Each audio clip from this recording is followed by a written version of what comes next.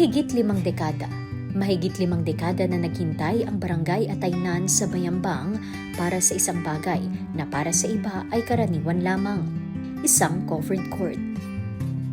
Dati, kapag may programa, pagpupulong o simpleng pagtitipon ng komunidad, wala silang masilungan. Kapag umuulan, kanya-kanyang hanap ng masisilungan. Kapag tirik ang araw, nagtitiis sa init. Para sa marami sa kanila, normal na lamang iyon, pero sa kanilang puso, may pangarap. Isang pangarap na balang araw, magkakaroon din sila ng sariling lugar para sa kanilang barangay. Matagal na kami, nung wala pa itong cover court na ito, madam, nakikisilong lang po kami sa mga puno-puno. Hindi iyon madaling kalimutan. Sa tuwing may ulan, para silang naghahabol ng masisilungan. Sa tuwing may pagtitipon, kailangan nilang umasa sa kung anumang lugar na maaring takbuhan.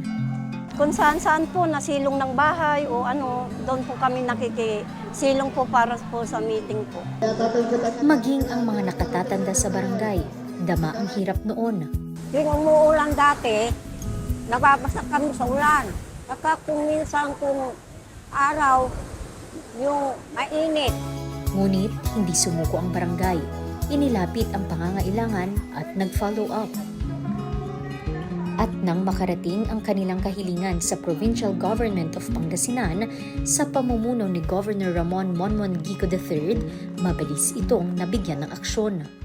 Nilapit ko po kay Gobernador Gob, agad naman inaksyonan ni Gobernador itong request namin na cover court. Para kay Kapitan Joseph Anyasco, hindi lamang ito isang gusali. Isa itong pangarap na mahigit 50 taon niyang bitbit. Meron niyo, madam, more than 56 years, ngayon lang dito. Dito ako sinimulang lumaki at tumanda, madam.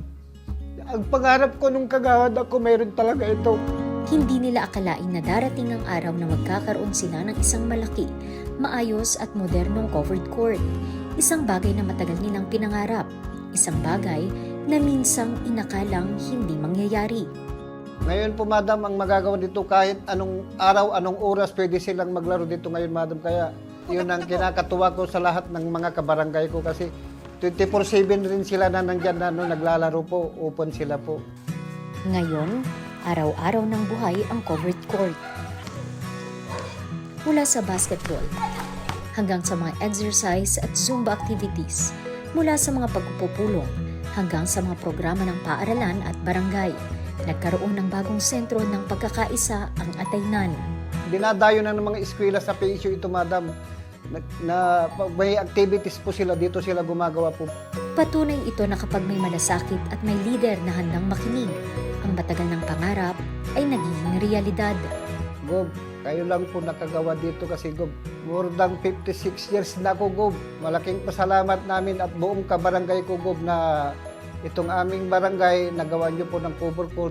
Hindi na po sila maghahanap ng sisilungan. Maraming salamat kay Gob Monmon Gico III sa binigay niyang cover court sa aming barangay. Gobernador po, Monmon Gico po, maraming salamat po sa binigay niyo po sa gusto.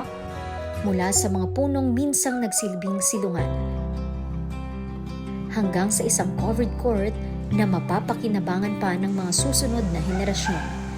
Sa Barangay Ataynan, hindi lang isang gusali ang naitayo, isang pangarap ang natupad, at isang komunidad ang nabigyan ng lugar na maipagmamalaki.